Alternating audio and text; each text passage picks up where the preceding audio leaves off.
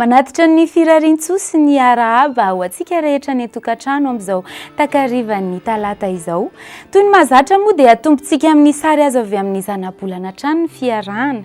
Araka ny hitantsika eto izao dia saika miamidina indray zareo ny tsindry ny atmosfera ary izay no handrafitra ny toetry ny androntsika. Vokatr'izany dia hita amin'ny faritra maro ny orana mitsitokotoko, mety orana arain-kotrika izany, mety orana tandrifin-drahona. Ankoatr'izay ny aty amin'ny tendrony avaratra Madagascar, ny any Amelaka sy Menabe any sy aty amin'ny tendrony atsimo aty dia mbola mitsoka mafy ihany ny rivotra ary ampitandremana manokana ianareo mpanjony sy mpampiasa ny ranomasina manelanelana ny Diego sy Antala mba hisorohantsika ny loza mety aterak'izay. Raha jerentsika ary ny mety ho toetry ny andro ho an'ny rapitsy vao maraina dia saika alika be mihitsy ny masoandro ny eto amin'ny faritry ny afovoantany sy any amin'ny iray manontolo iny mahazo any vatovavy sy ny faritra atsimo atsinanana ary ny any analanjorofo any mifandimba ny rahona sy ny masoandro amin'ireo faritra sisa. Amin'ny takariva dia mipotra tsikelikely ny orana tandrifin-drahona ary mety arahi-kotrika izany any Manja any sy any Beroro ary any Ankazoabo any. Torak'izay ihany koa aty amin'ny faritry Bongolava sy any amin'ny Andrivazo any ary ny ilan'ny andrefan'ny tasy kosa mahazo orana tandrifin-drahona.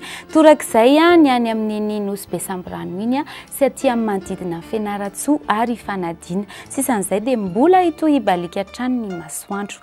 Raha ny vinan'ny maripana indray no jerentsika dia 12 degré Celsius hatrany no voavinavina ambany indrindra raha ho an'ny rapitsoa any amin'ny faritry Vakinankaratra no ahitantsika an'izany fa manaiky ny 20 degré Celsius kosa nefa izany maripana ambany indrindra izany any amin'iny faritry Diana iny.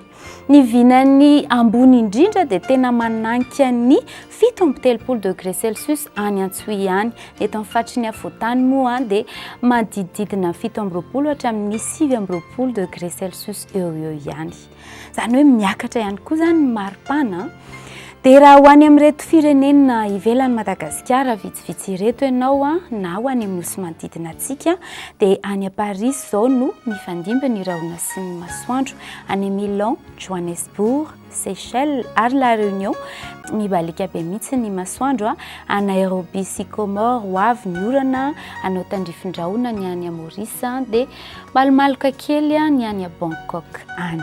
Ny masoandrontsika indray toy ny mahazatra no maranana ny fandaharana miposaka izy amin'ny 5 ora sy 9 minitra ary iletika amin'ny 9 ora latsaka 10 minitra. Veloma daholo ary mandram-piona.